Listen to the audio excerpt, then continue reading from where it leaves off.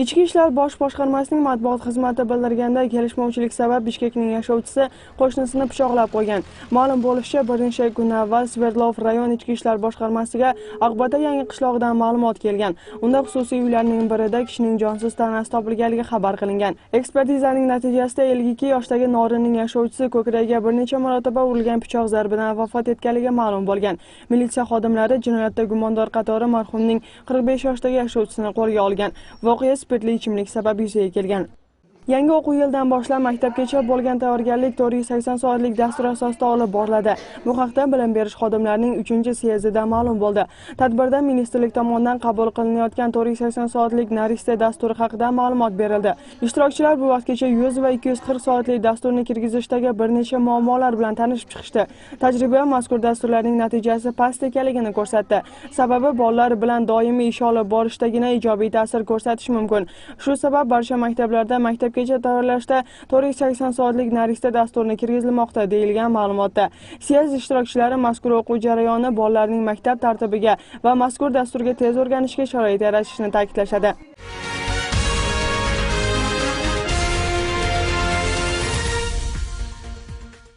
Qirg'izistonda 80 ming bola maktabga bormaydi. Tahlilchilar mazkur ko'rsatkich davlat uchun juda yuqori ekanligini aytishadi.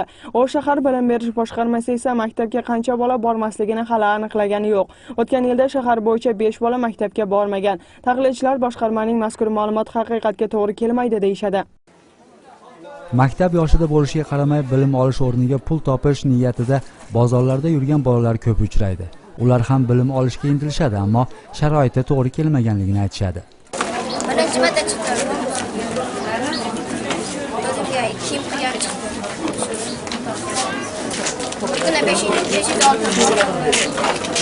Bozorda turli yumushlar bilan qorin to'ydirib yurgan o'smirlar maktabda o'qiyman degani bilan qayerda, nechanchi sinfda o'qishini aytib bera olishmaydi. O'sh shahar bilim berish boshqarmasining mutaxassislari bu yili maktabga bormaydigan bolalar tizmasini hali aniqlashtirmadi. Ko'chib ketib, anan maktabdan spravka olib, bu yoqqa ketdi degan yo'q bo'lib qolsa-da, maktabga tartilmagan o'quvchi qatori hisoblanib qoladi-da shularni chiqib. Ondan keyin ota-onalari jana ishchilikka berilib ketgan o'quvchilardan maktabga bormay qolgan shular ko'p bo'lib qoladi. O'shoni ayrimlari kiyimlari qamsiz bo'lmaganlikdan bormay qolishadi. Ani maktablar o'zlari yordam berib turib, muallimlar men bilgandan ko'pchilik maktablarda shundaylar borda, muallimlar bitkadan aqsa so'rashib turib, o'zlarining hisobidan kiyim olib berish maktabga tartishadi. O'sh shahar bilim berish boshqarmasi ma'lumotiga ko'ra, o'tgan yili ta'lim olish uchun shart-sharoiti yetarli bo'lmagan 5 bola aniqlangan. Ammo butun shahar bo'yicha maktabga bormagan bolalar sonini 5 ta deyish ham noto'g'ri. Bilim olmayotgan bolalar soni undan ko'p degan fikrni har bir bolaga oila jamoatchilik jamg'armasi rahbari bildiradi. Men jashurunsan, men tag'ila aytam, rasmiy zannilar bundan ko'p bo'lish kerak. Shahar bir cho'ng shaharda maktab yoshindaги bolalarning sonuna qaraganda 5 bola maktabga tartilmadi былтыркы жылы деген бұл to'g'ri emas данный deb hisoblayman. O'sh shaharning misolida taq maktabga bormagan bolalarning soni eng kichigi taqtallik. Biz bilemiz, что O'sh shaharida 678 uy bo'ladi, 721 мүмкүнчүлүгү чектелген балдар бар. Бұл социалдык коргоо башкармасына атайын катталган балдардын саны да, бұл катталбаган балдардын саны 1000ден ашык болушу мүмкүн да. Ошондо катталган 721 баланын азыр эч ким бизге так маалыматын айтып бере алат, канчасы мектепке тартылган. Maktabga bormaydigan bolalarning ko'pchiligi ust bosh masalasida bosh qotirganlardir. Shuningdek, darsliklarni ham pulga olinishi katta muammo. Bular bolani maktabga borishiga to'sqinlik qilmoqda deydi tahlilchilar. Shuning uchun maktab yo'q deganda kitob tarafından qamsiz qiluvni olsa, bilim berimiz. O'shunda ota-onalar maktabga olib kelib ketgeni, maktabga kerектүү kiyimlerdi, шарттарды жаратып берүүгө ата-энеге милдеттүү калат да. Социалдык, педагогикалык көйгөйдү көтөргөн мекемелер бизде аз да. Мисалы үчүн O'sh шаарында болгону бир гана мүмкүнчүлүгү чектелген балдарга карата күндүзгү борбор бар. O'lkada rasmiy hisobda 80 ming bola maktabga bormaydi. Bu haqda o'qituvchilarning 3-qurultoyida bildirildi.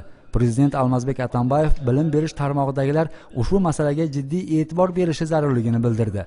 Shuningdek, yurtboshi bilim berish sifati pasayib borayotgani va bu Qirg'iziston uchun katta muammo ekanligini ta'kidlab, o'qituvchilarni mas'uliyatli bo'lishga undadi. Полностью решить все проблемы реконструкции. To'qtog'ul rayonining Qizil'o'zgarish qishlog'idagi Termichikov nomidagi maktabni favqulodda holatlar ministrligi avariya holatida deb aniqlab, u yerda bolalarning ta'lim olishini taqiqladi. Lekin bolalarning joriy o'quv yilida mazkur maktabda bilim olishdan boshqa iloji yo'q. Bu haqda qishloq rahbari Umirbek To'raqulov muxbirlarga bildirdi.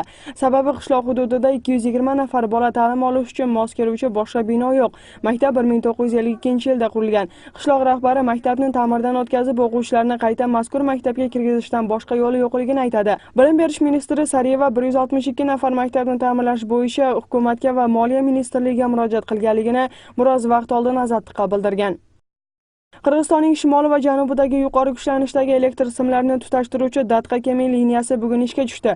Liniya ochilishiga davlat rahbari Almazbek Atambayev ishtirok etadi. Datqa-Kemi liniyasining qurilishi 2011-yilda boshlangan. Mazkur liniyaning ishga tushishi Qirg'izistonning O'rta Osiyo elektr halqasidan mustaqil bo'lishini ta'minlash maqsadida qurilgan. Datqa-Kemi liniyasining uzunligi 405 km. Loyihaning umumiy miqdori 389 million 795 ming dollarni tashkil qildi.